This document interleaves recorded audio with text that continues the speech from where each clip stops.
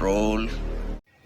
हाँ जी, तो स्टूडेंट्स ये रहा हमारा न्यूमेरिकल नंबर 2.2। इसमें वो कहता है if we have a transistor, अगर हमारे पास एक रजिस्टर है, ट्रांजिस्टर है जिसमें कलेक्टर करंट की वैल्यू है I C is equal to 5 milli ampere और हमें दी गई है जी बीटा की वैल्यू 100, तो हमारे पास एमीटर करंट कितनी होगी।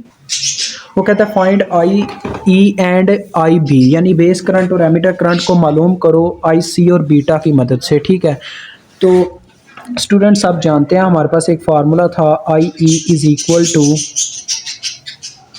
आई सी प्लस आई बी, यानी ये जो एमीटर करंट होती है ये इन दोनों का मजमूआ ही होती है हमारे पास आई सी और आई बी का। और अगर हम चाहते हैं कि हमें आई सी की मदद से मतलब कि एमीटर करंट मालूम हो तो हमें आई बी को इस तरह से रिप्लेस करना होगा यहाँ पे कि हमें एमीटर करंट मालूम हो जाए। अब जानते हैं एक और फार्मूला है हमारे पास आई सी और I B is equal to beta,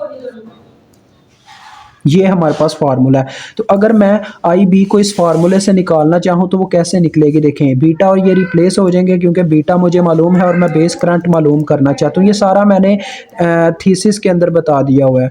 तो बीटा इसके बटे में आ जाएगा तो मेरे पास आ जाएगा formula collector current divided by beta. तो इसमें वैल्यूज पुट कर दें, आई सी की कितनी वैल्यू है 5 मिली, बीटा की वैल्यू है 100।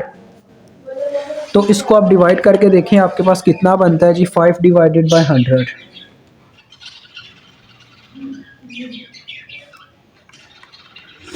तो स्टूडेंट्स ये मेरे पास आ रहा है 0.05 50 माइक्रो अम्पेयर, आप इसे कह सकते हैं 50 माइक्रो अम्पेयर, बिल्कुल जी अम्पेयर।